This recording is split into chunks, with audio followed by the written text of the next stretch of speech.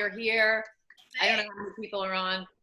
My washing machine, right, by the way, is in the spin cycle right now. So if you hear this loud sound in the background of me, it's almost done, but I can't hear it. okay. It's loud to me. Anyway, I would like to open up because we're just going to do a quick hour. I'd like you to tell everybody a little bit about yourself, and then we're going to throw a whole slew of questions your way, and that's how we're going to fly. So, Sibby, take it away. Okay, so let's see. I've been casting for almost 20 years. I started at Ulrich Dawson Kutzer. I was there for 10 years working for Eric Dawson, and pretty much taught me everything I know. In I think it was like 7 years ago or so, I partnered with Dorian, who I had met when she worked for Liz Dean at our old offices. And I just, all right, I'm going to back up 1 second. So the final season of In Plain Sight was happening. Mary McCormick was pregnant with her third child, which was an unexpected pregnancy. So we pushed In Plain Sight by like 5 months. So I wasn't going to have a show to work on for 5 months. And Eric was like, I'll look for another show. And I said, let me look and see if there's something out there. Lisa Miller Katz needed someone on Wedding Band for the exact amount of time that I was down. So I went and did Wedding Band with her, which was only the second comedy that I'd ever done. Eric and I did one, but we are not comedy people. So it wasn't really our jam. We did it and it turned out adorable, but you know, we don't know the comedy people. Yeah. So I was like, comedy is really fun. And then when In Plain Sight ended, Lisa called me and said, do you want to do Animal Practice with me? It just got picked up, and I called Eric and I said, do we know what's coming up next? And long story short, I went and did Animal Practice with Lisa. It got canceled pretty quickly, but I decided comedy was for me. And then I did a pilot with Anya Koloff that year, another comedy. And then Dorian and I picked back. Then I took a job at Turner for like 5 months. I was covering someone's maternity leave. Then I went back, did a pilot with Eric, and then partnered with Dorian. And the rest is history. It took a little while for us to get like our first show. You know, it's hard for people to, even though Dorian had just finished 6 seasons of Parks and Rec and really was like doing phenomenal work. It was hard to like get those next jobs. And so Angel from Hell was the first pilot that we got hired to do, and it got picked up to series. And then Veep came along, and you know, that was sort of, I mean, that was amazing. Like I was home in Michigan when Dorian called me to say that she got a call when she was at yoga because we weren't working. She got a call to come in and meet David Mandel. And so I'm like, wait, are you calling to tell me that we're doing Veep? And she's like, I'm calling to tell you that we're doing Veep. And I was like, amazing. Oh my God. So that was amazing. And then we got Idiot Sitter, and we got Future Man, and you know, it was like our Baskets was still going. So, you know, it was great. I mean, there was a time there last year where we had like 4 shows going at the same time. 2 were finishing, and one was like had a month ago, and one was just starting. But it was literally sort of, okay, what do we do? So we didn't do a pilot last year, which is sort of problematic now, because now it's like our pilot didn't shoot this year. We were a couple of days away from them starting to shoot. We had all of our choices, and then, you know, which pilot was it? It was Crazy for You. Oh, it's super cute, and the cast was great. Okay, so let me ask you this question, and I'll open it up to everybody. But so I want to address a couple things you just said. But so you had a pilot this year, and you cast it, and then what happened? So everyone got hired, and then everything was shut down, and then what happens? Does it go back? Is it coming back? Does it disappear? We don't know. We haven't heard anything. Like, honestly, our series regulars were all set. We had our choices for our 3 recurring guest stars. And then initially they said, we're going to shut down till the end of March, because that was the initial, like, we're going to figure it out. right? And then it's, we're gonna shoot at the end of April, and now it's almost the end of, it is the end of May. So I don't know. I don't know if they're ever gonna shoot it. So these people might have just gotten hired and everyone just gets hired. Do they get paid, or is it different They for each should person? get paid. The series regulars, I believe, are gonna get paid. I don't think they've been paid yet. I Mhm. think they're gonna pay them in steps, like half at the end of June and half at the end of July. I Yeah. think they're trying to figure it out right now, but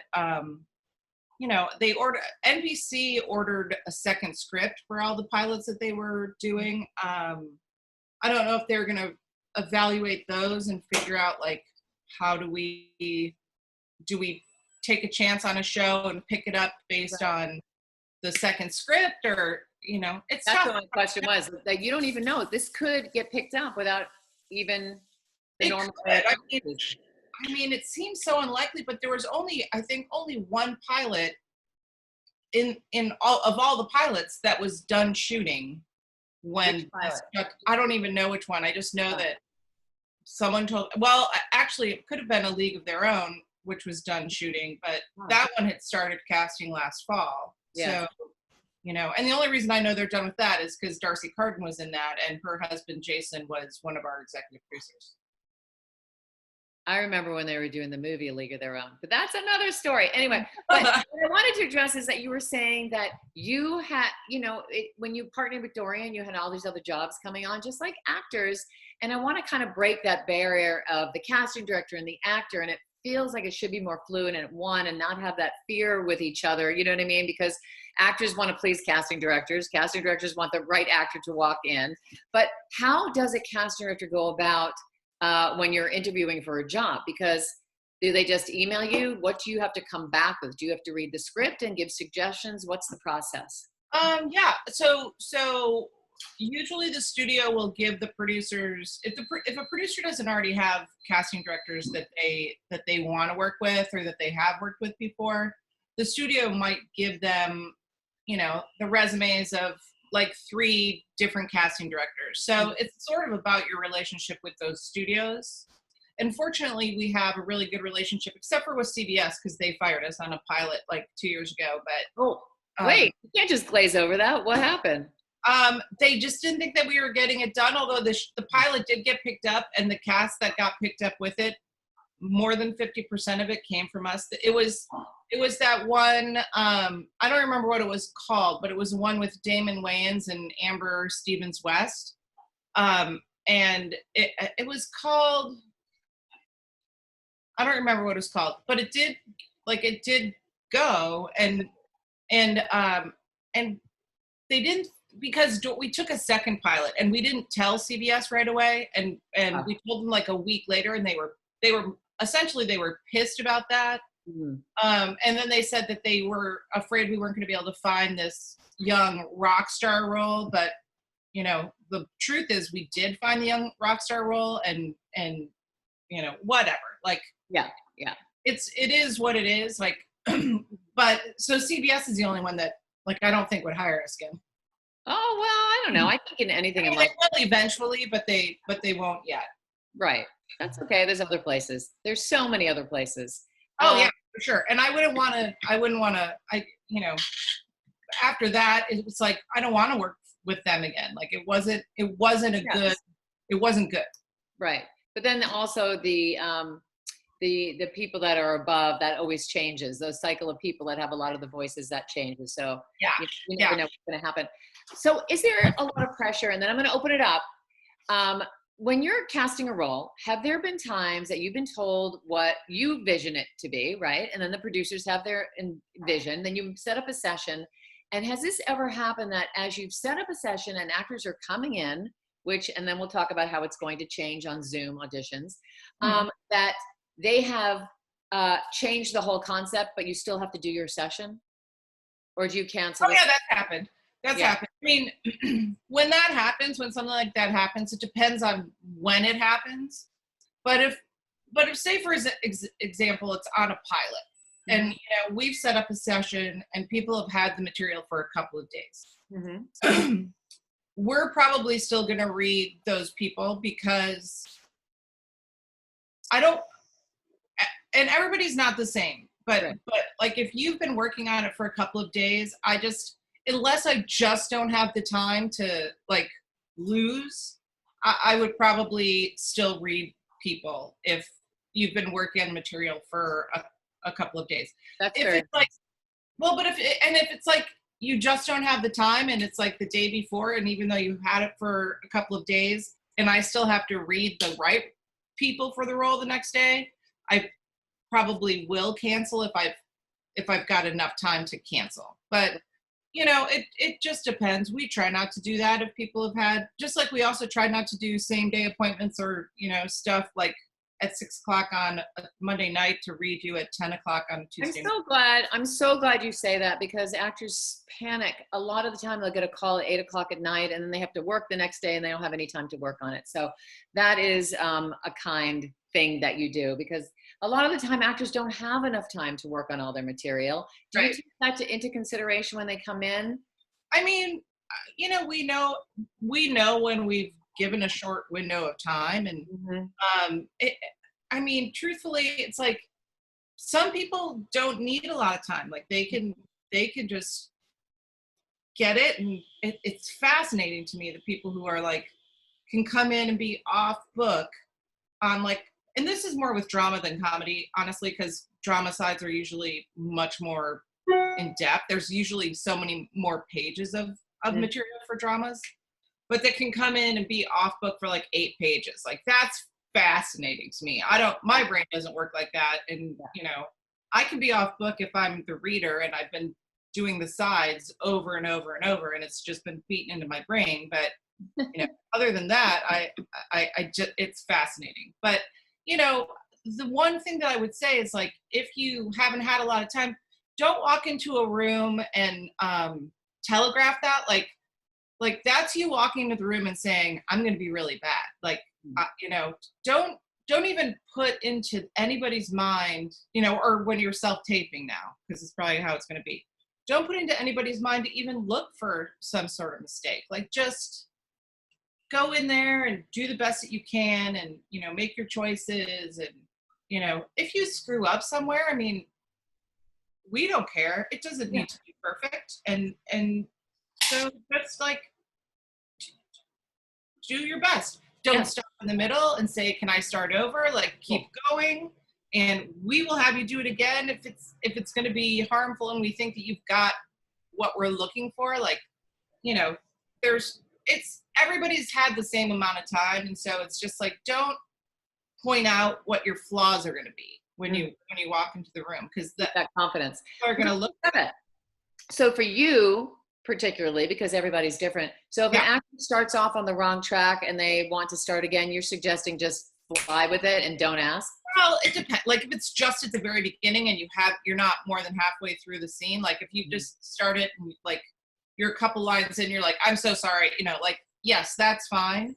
But like there's people who we're like at the end of it, and they're just like mess up one word, or they've got one thing and they just like, stop and say, can I start again? And it's like, first of all, that was a really good job up until then, and you're like there's been people, you don't want people to apologize. No apologies. Well, it's also like you might think it's wrong, but like we might think it's great. And now you've just ruined that take as far as if we're taping it and we're going to send it on, like you've stopped and you haven't finished, and we're not going to edit it and put it, so, because I mean, I've had people who have come in an audition before and they've called their agent when they're done and said, oh my God, it was so terrible. Can I self-tape? It's like, they were great. I sent them on to producers. Like I told them in the room, it was a great job. Like some people just get in their own way. Yeah. 100%. Okay, I have a million questions, but I wanted to do this for everyone out there. So let me put everyone on gallery view. And Lily, do we have anybody that has a question they want to go right away? Yes, we do. Melissa Ann Miller, you had a question, and I'm going to unmute you now. Hi. Hi. Hi. What do you think separates your successful clients from others? Oh, well, I don't have clients. So you mean what? From booking. I think actors from booking.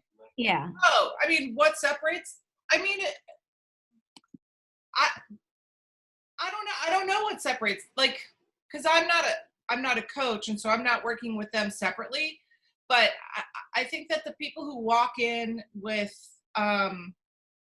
like a clear vision of what they see the character as, like, sometimes something is written a certain way, and then someone else comes in and they do it a different way than, like, I've had that happen before where I've been reading all these people and all of a sudden someone comes in and does it differently, and I'm like, oh my God, I didn't even think of it as being that way, and now that's the only way I can see it. So I think it's just coming in with the choice, coming in prepared, not, like, sometimes people overthink things, and I think just doing the work is what gets you there. And even if you think you screwed it up, like, if we have brought you in, we believe you can do it, so you should believe you can do it. Mm-hmm. That's sort of the bottom line. Like, if we're reading you, we already think you can do it, because there's thousands of people who are submitted, and we read 20.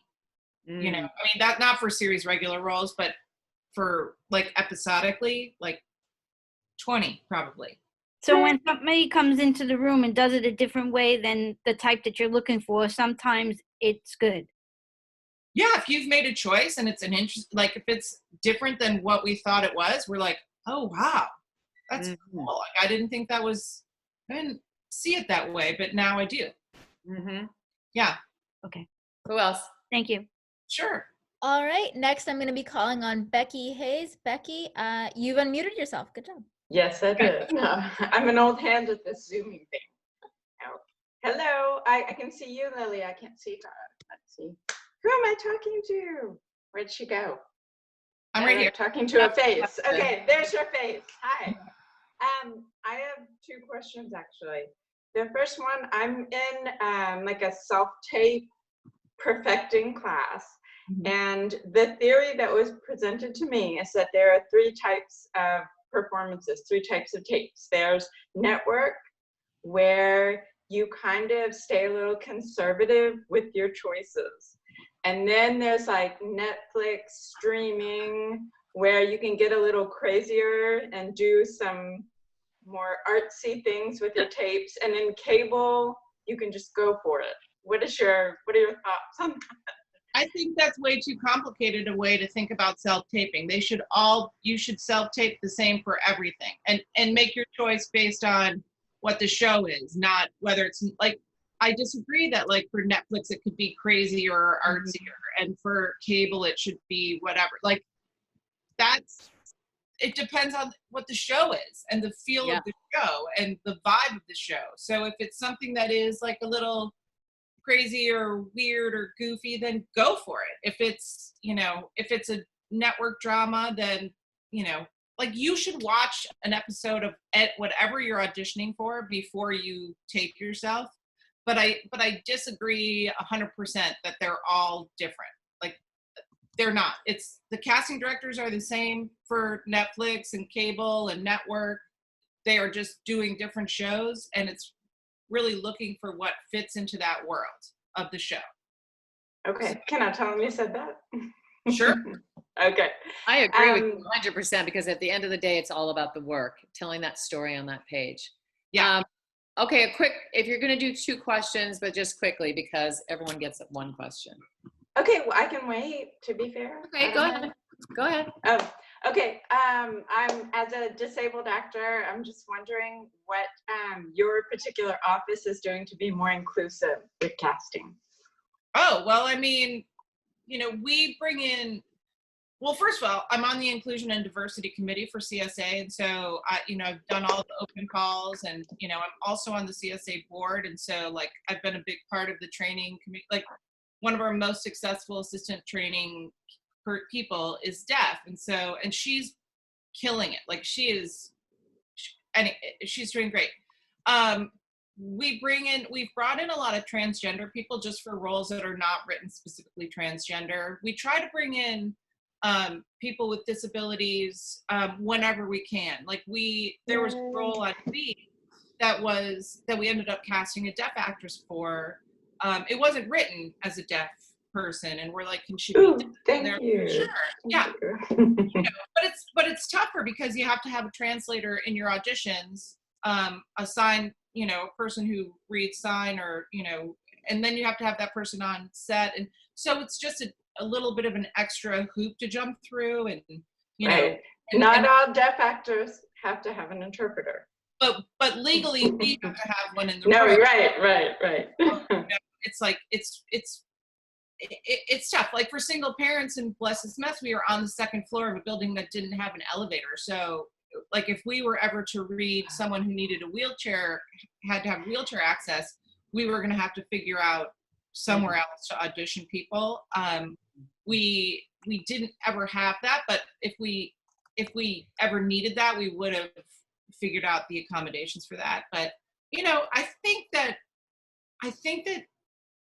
everybody's getting better at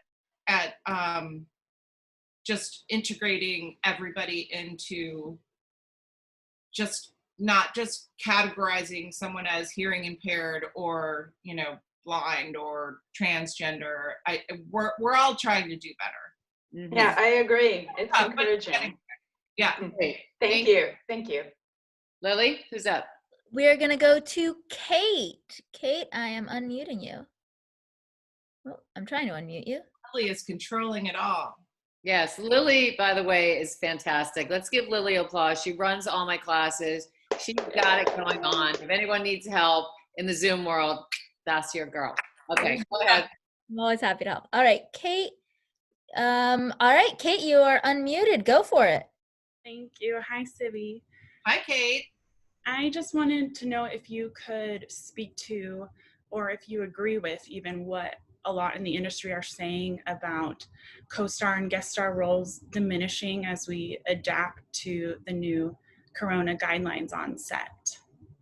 Well, I don't know. I mean, I don't know that anything, I don't think anything's been determined yet. I know that all of the guilds and all of the unions and stuff are meeting with the AMTPT, and they're all trying to figure out how to safely get back to work. So I haven't heard anything that guest star and co-star roles would be diminishing as a result of COVID. I mean, the only thing that I can assume is going to happen is that we won't be having auditions in person for a while. I think that it's just going to be self-tape. So, I mean, I would strongly recommend that everybody get, super skilled at doing self-tapes. But by the way, self-tape just on an iPhone works for us. Like, honestly, like turning it, but you have to turn it, for landscape, not up and down. But I haven't heard that. So, hopefully that's not the case. I don't think that creatively that anybody can like dictate how storytellers are allowed to tell their stories. So I can't imagine that it's going to be doing that too much. I hope not. Good. Well, that gives me some hope. So thank you. Yeah. I mean, that would be a bummer, and it wouldn't be authentic storytelling for the storytellers if they're being told how they can express their art, Yeah. Agreed. Thank you. Sure. Lily? All right, next up we have Savannah. Savannah, I'm unmuting you now. Hi. Hi. So I was wondering, do you work with Atlanta agents, and what can an actor do to get on your radar that they haven't gotten an audition from you before? Well, I mean, I'm sure that I have worked with Atlanta agents like that. I mean, not on a regular basis, just because there's a lot of really talented casting directors in Atlanta. And if there's something that's shooting in Atlanta, there will be a local casting director there to get the guest star or the co-star roles that are going to come from Atlanta. But I mean, I also have friends who have moved to Atlanta who are actors who are like, I gotta go. It's more affordable for my family, and there's a lot of work there. There's a lot of really good work in Atlanta. And if there's, I mean, honestly, you just have to keep just plugging away. I mean, there's thousands and thousands of actors that we haven't seen, but you know, everything that you do, you start like putting together a little reel. And if we're looking for like co-star roles and we haven't met you, we watch a lot of reels when we're going through co-stars, when we're trying to, you know, find someone maybe that we haven't seen, or, you know. So, I mean, I don't know about everybody, but I know Dorian and I do try to read new people. And sometimes you're really crunched for time and you're not able to, but, you know, we do our best to try to read people that we haven't met before. And then, but I think her question was, how did she reach out to you from being an actress in Atlanta? How does she keep in contact? If her agent, just through the agent and having the agent just bring attention to her? Yeah, I mean, that's the way to do it. I mean, her agent could email a pitch. If we've released something in Atlanta, like if it's a pilot, you know, we're open to all sorts of, I actually like talking to people on the phone, but I think that that's not going to happen as much as we're probably all going to be working from home for a little while. And so I don't know that I want every agent in the world calling and pitching to me on my cell phone, but, and not an office phone, but you know, I'll talk to anybody if they call, if we're not in session. Love it. I read the emails and, you know, we go through, all three of us will get the same email. And so one of us will mark it on the pitches, or on the breakdown. So I know it's been looked at. So like if it goes to Marlise, Dorian, and myself, if I look at the email later, I'll go to breakdown and it will be a 6, which is our code to, it was a pitch, because there's 6 numbers under your headshot on breakdown. So now you're in a category when we're starting to go through who we're going to read, you're in that category of people. Like the 6 is in there. And so that's how we end up reading people that we've not read before. Thank you. Yeah. I want to just shoot one thing, because you said we look at the reels. Now, let me just ask this for everybody. What in your mind constitutes a good reel? Is it clips or is it an acting reel? Please tell us. Are you asking me? Yeah. Mm-hmm. Oh, is it clips or is it an acting reel? I don't know. What do you mean?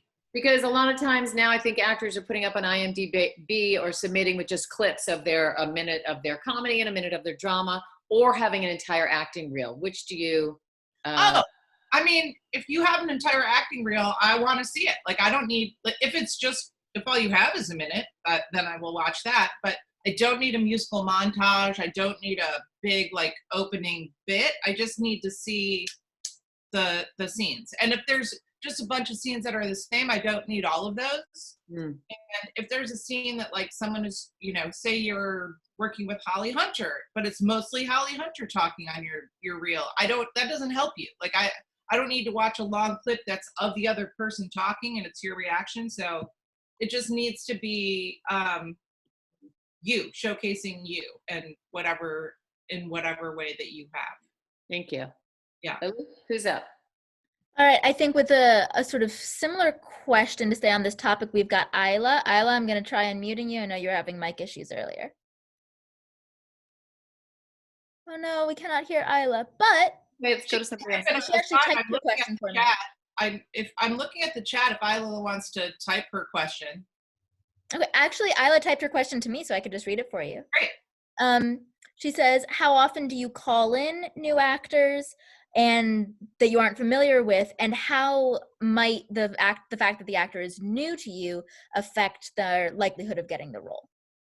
Oh, well, we aren't the chooser of who gets a role. The producers are. So we are the in control of who the producers see, but the producers choose who they want. So we will send on our favorites, you know, after we've watched all of the auditions or all of the self-tapes or whatever it is, and then we will send it depends, you know, between 5 and 7. Sometimes there's like a few more because we just can't not send a couple other people, like where we're like, oh, we're really sorry. We don't usually send you 9, but we couldn't cut anybody. Like, so, but we try, usually it's between 5 and 7 that we send to the producers. And I mean, if they ask us who our favorite is, we will tell them, but generally we don't try to lead them somewhere. I mean, we will if it's very clear to us in the room. Like occasionally there will be times where you go, this is really who you should hire, but these are all the options. But because that's when your producers are not in the room with you. When your producers are in the room with you, you know, after the session, you can have conversations with them. And if they ask you, like, who did you like best, we'll tell them. But, you know, it's really they choose. We are not the final say. Casting is never the final say. Awesome, thank you. Next, I believe our next person is Dora. Dora, I'm unmuting you now. Okay, cool. Hi. Hi. How are you? So my question is basically how that casting is moving away right now for a while for in-room auditions. And I was wondering how it's gonna change. Like when I send in a self-tape for like smaller projects that are just self-tape, you can't really get a redirect. Right. And do you think it's gonna happen like you feel like, oh God, I think I really love her, but I just wanna see this approach. It's gonna happen like maybe you email back the agent, it's like, that was awesome. Can she send in a tape? Well, you're not gonna have time for that. And then you're like, I mean, I think that I don't know how it's gonna work yet. Like it could be a Zoom audition where we are actually recording and on live, where we can redirect you right then and re-record it. But you know, and I know that Breakdown is working on doing something like that with EcoCast and but there could also be where if everybody is sending self-tapes and we say you send in a self-tape and it's great, but it's, you know, just a little bit off, we will give redirection. Hopefully we can get a self-tape back pretty quickly, you know, with the redirects, which we've done with pilots. I mean, when we're getting, you know, people going on tape in New York or Atlanta or something, and with a pilot, we'll happily like say, listen, could they do it again and just change this or change that. yeah, okay, gotcha. Since we're going to be all going to probably self-tape for the foreseeable future, yeah, we'll definitely have to be able to redirect. Like people, you know, that people might be really close, but you know, we'll see. But I think so. I think it'll be Zoom or EcoCast or some other way to actually redirect in the moment, but you know, unclear. Might be the only way that I'll ever see Jordan and Marlise again too. Oh, I know, right? oh, that'll be so sad. See them, yeah. No, you will. I have great hope. I mean, we will someday. I just don't know when. Oh, I know. oh. Okay, Lily, who's our next? Oh, I see Shara. That's right, Shira, I believe you wanted to ask a question. I'm unmuting you now. Hi. I'm based in Chicago, but I'm planning to relocate very soon. By very soon, I mean, you know, with all this considered. But I was wondering what, I feel like I have an understanding of how the agent casting director relationship works here, because it's just a really small network, and so there's definitely people whose clients get in and whose clients don't, because they are not maybe having the best relationship. What would you recommend for, since it's a much larger market and things like that, what kind of relationship do you expect to have with agents? And then also, how can talent both like check in and make sure that the agent casting director relationship is strong to get those opportunities? And then also, what should the actor be doing on our own end to maintain strong relationships for casting? Well, I'll tell you, I mean, everybody is different. Like, there might be agents that I hate. First of all, I would never not see someone's client because I hate the agent. Okay. I might not take the pitch phone call, but that doesn't mean I won't look at their submissions, and I would take the email pitch. I mean, and there's only a handful. I mean, there's really only 2 that I really, really hate. Okay. So, you know, Well, you can feel free. I mean, I'm looking for representation, so if you want to float some Okay, names. so yeah, if you want to give us those names for future reference. Because Just kidding, just kidding. they don't have those same relationships with everybody else. And like one of them has a really good eye for talent. He's just, and he's gotten better, but he's just like, goes off he's just weird. Like, yeah, it's like he's not taking medication or something. I don't know what it is. But he's like an AV character from a movie. I mean, I don't know. I feel like he's gotten better. I still don't speak to him, but I think Marlise will, and it just is like, it's just there's something a little off with him. But anyway, I mean, everybody is different, and everybody's opinion of agents is different, and so there's not like, the market is much bigger, so I don't know exactly how the Chicago market works, and like if some people won't see clients of certain agents, I mean, that makes me sad, but okay. Mm-hmm. So do you have a manager or anything there? I have an agent here, but it's not a great relationship, so I've been looking for new representation here as well. Because I was going to say, like, we don't really have managers in Chicago. There's maybe 2, but they're not really like, they don't really have the impact that they would in a market like LA. Right. Well, I mean, I would say, like, talk with your agents in Chicago about looking for maybe a manager in LA or something, so that they could co-represent you. But if it's not a good relationship, I mean, I don't really know. Shari, I mean, I don't really, that's not really my your jam. I mean, my side of the business is like, a lot of times, like if you get into an acting class out here and you meet the people there, and you can, they can tell you who they're with and how they did it. And, like there's just different ways that you can get at the end of the day, in any market, you have to connect to the right agent or manager that's going to work for you. That's, and you have to socialize and be in the community of other artists and who they're with and they can recommend, and that goes on and on. But as your job as a casting director, you're not on that side. Your job is just to bring in people that you think the essence. And let me just ask you this. So you choose, if you don't know these actors, their headshot must be rather important. Yes, that's going to grab you. So let's talk about that headshot. It has to be what they look like. Like, it just has to be what you look like. Like, I don't really care if your hair is longer or shorter, but if your hair is blonde now and it was red in your headshot and now you're 100% a blonde all the time and that's who you are, like, but like the role is redhead and your headshot is,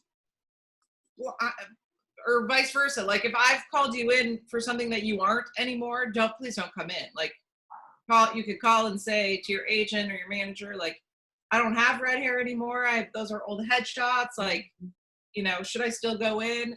They will probably tell you yes, but truthfully, no.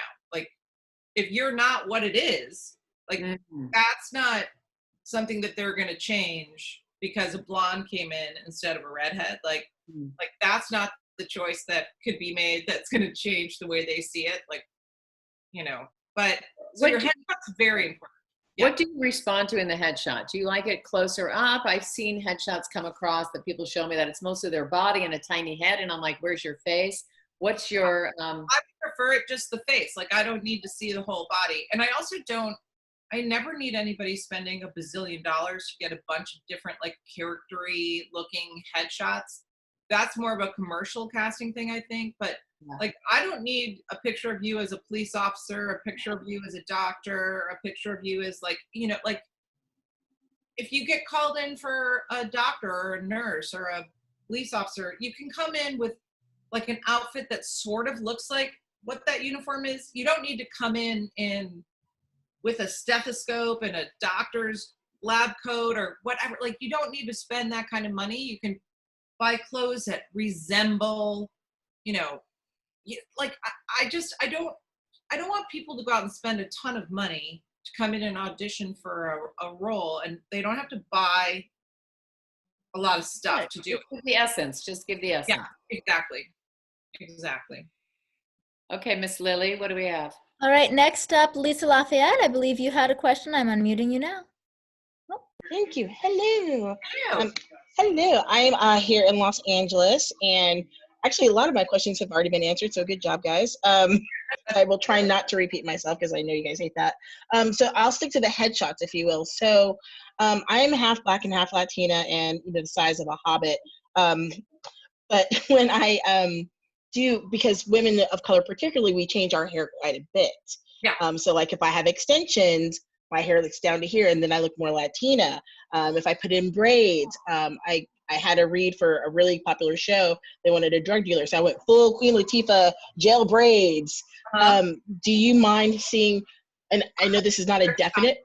Like a hairstyle change is fine. Like, okay, like your headshot could just be essentially who you are, but I like the braid, like those are just choices that you're making, just like a costume sort of choice. Like, but it's not like your hair isn't blonde now, and like that would be a difference. But like a hairstyle, that's also just choosing to be what the role is. Like, yeah, I don't mind a hairstyle change. Okay, because I hear. Okay, because I hear a lot of casting directors, and I know that this is not set in stone. This is merely your choice and opinion, so I am taking that into effect. So, can I ask another question, Shari? Okay. Would that be okay? To go back to the clips versus reels, because I kind of didn't get quite the answer. So I've been told by so many casting directors that it's easier for them to look at a clip. So like if you're looking for a comedic clip, which would be like Shari and myself, I've got comedic clips, and then I have comedic sketch clips, and then I've got a drama clip. Is that easier for you to look at than going, let's look at this reel? Oh, and now I just finally actually got that question, because what you meant is like a reel of like your comedy clips and your drama clips. Yes, I do like that way. I do like it that way. Yeah. Okay, thank you. I misunderstood the question. Like I don't know what I was thinking was, but yes, I do like it broken apart like that. It's super Thank you. That as a comedy casting person, I don't need to see the drama stuff. Right, that's what I want. Okay, because I don't want to waste your time. Yeah. Thank you. Thank you. Let me lift off on that, Lisa. This is just for the actors. So if actors they haven't been on a show, which do you prefer? A well done clip from a class scene that they've worked on from television, or they've hired a place where they write your own, they write the scenes and they film it?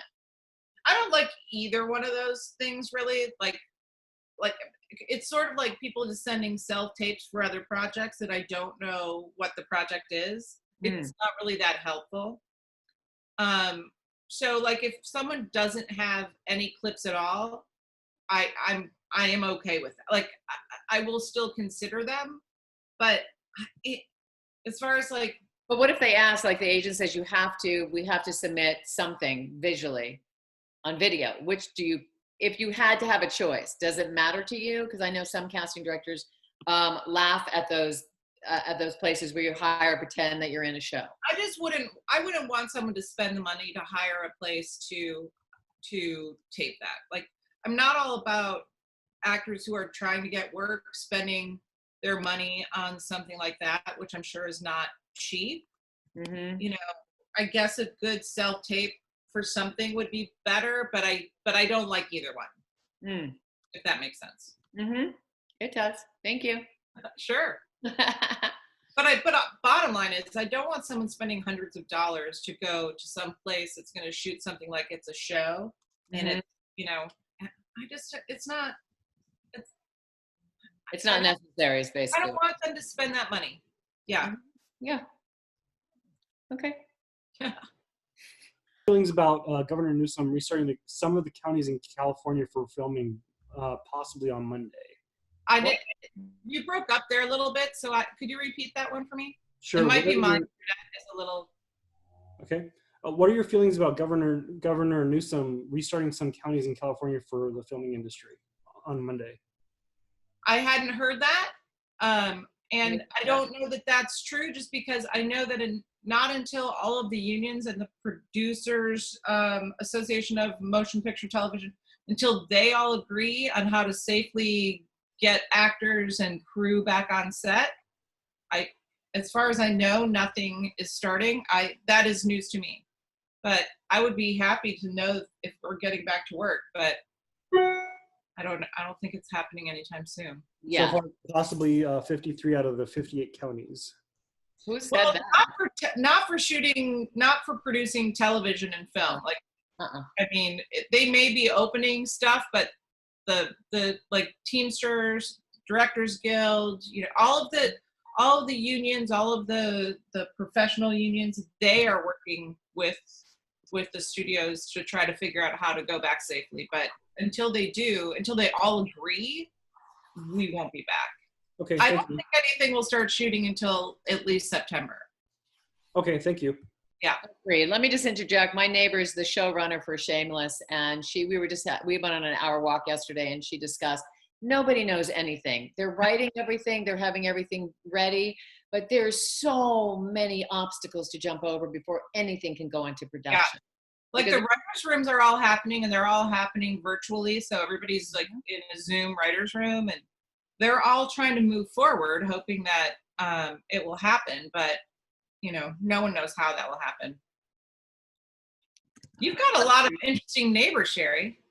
I do. You know, across the street from me is Harry Bring, who was the executive line producer for Criminal Minds. Diagonally, the producer of, oh my God, the other, CSI.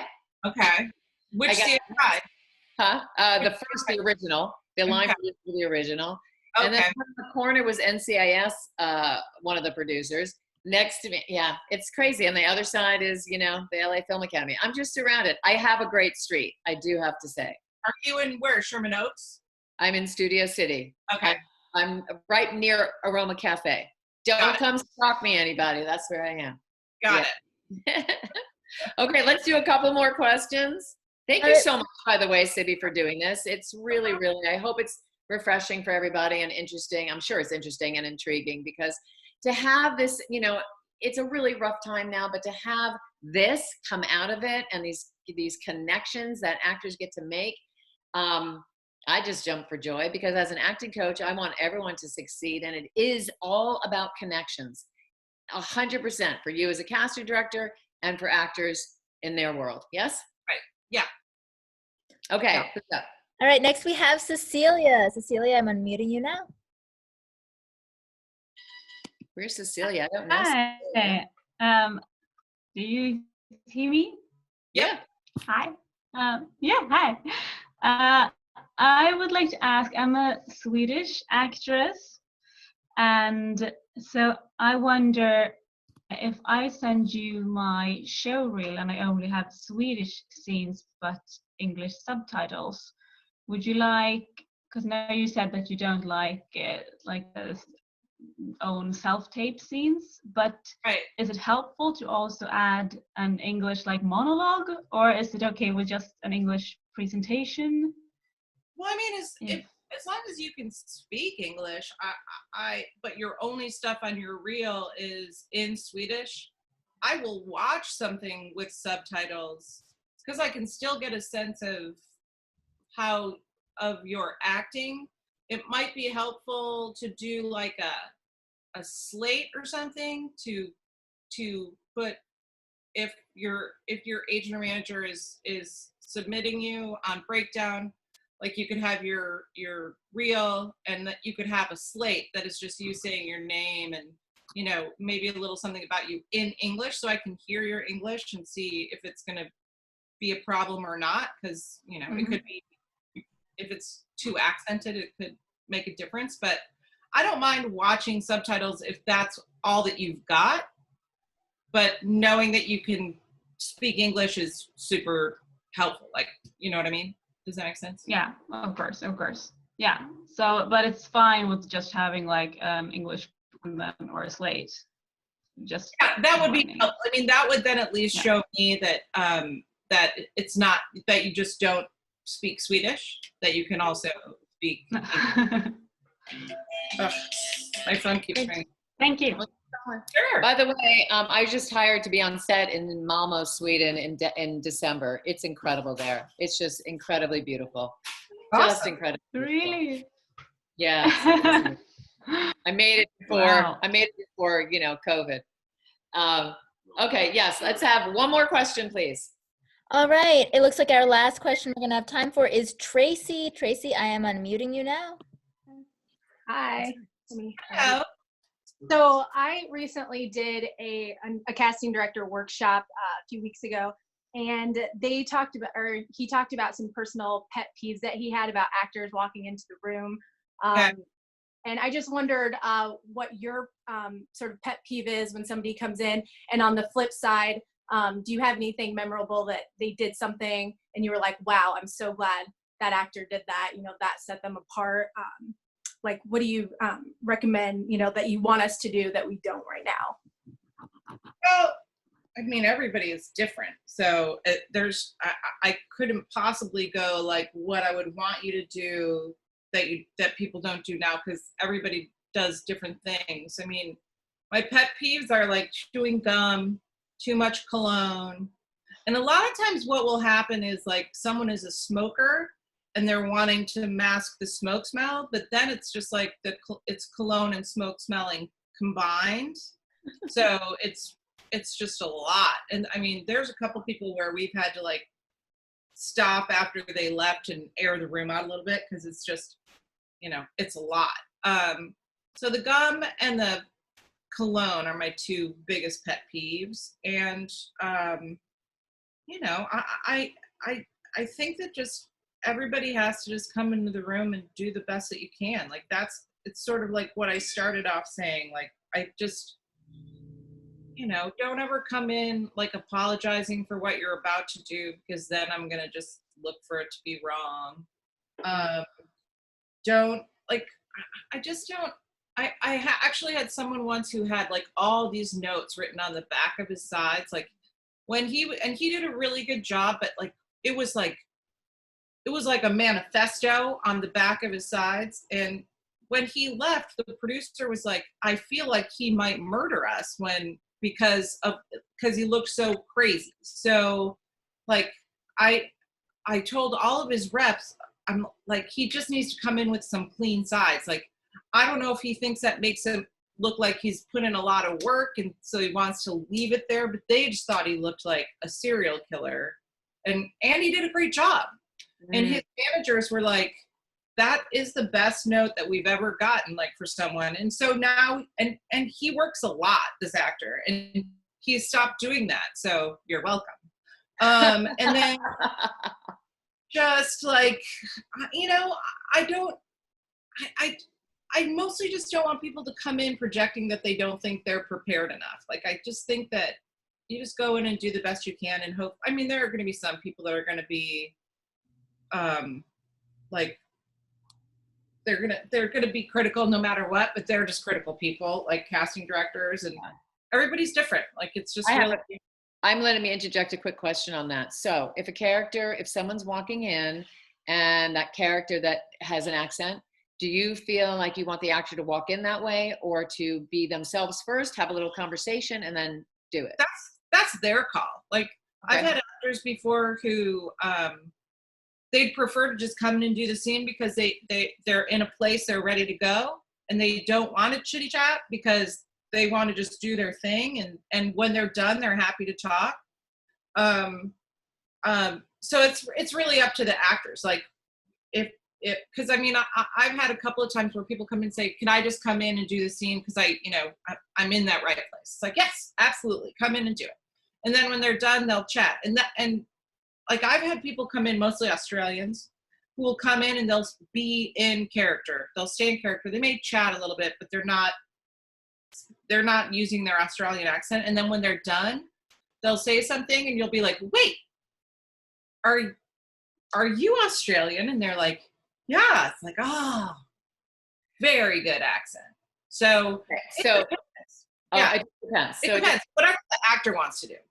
But let me ask you, because I was an actress in the old days, but if you had like to come in and they wanted a heavy New York accent, but that's not your natural accent, there's a little, sometimes if you walk in with it and then you leave with it, they don't think it's not a good accent. They believe you.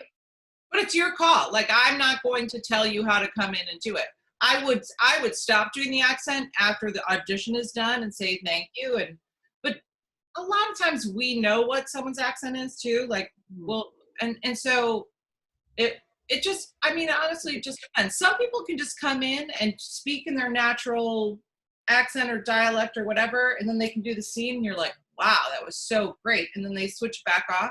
But not everybody has that switch that they can do it so easily. So if they want to do it, you know, whatever they need to do, we're fine with. Mm-hmm. But yeah, it's good to know. Like, of course, I think you should switch when you're done, at least for a second, so the people in the room can know what a good job you just did. But you know, again, you don't have to come in. You can come in doing it or not. It's. Mm-hmm. I got you. Okay, before we close out, because I do believe on positive reinforcement, what is one positive piece that you can give to these actors who have tuned in today about staying in the belief and the pursuance of their career? Well, truthfully, I mean, like I said sort of at the beginning too, like, any actor that we bring into audition, we believe they can do the job. And so, like, know that if we've requested a self-tape or we've called you in person someday again, that we think that you can do it. So don't doubt yourself. And you just have to keep doing what you're doing, working with Shari, you know, doing, you know, your self-tape classes or whatever, despite the fact that I think that they're telling you a lot of stuff that isn't funny, right? But that's their call. And you just have to keep working on your craft. And in this like time, especially where we're all stuck at home, you just keep working on your craft and you will get better. It's like a muscle that you have to keep flexing, and you have to keep like feeding it more knowledge. And you know, it's just like the more you work at it, I feel like the better you'll get. And ultimately, like, I also feel like with acting, you have to be passionate about it, or it can be really tough. Like, if you're not passionate about it, then you should, you know, be an accountant or something, because like there's so much more than yes. Mm-hmm. You know, it's know that you have no control over. Mm-hmm. Where it's subjective. Like, our side is pretty subjective. And mm-hmm.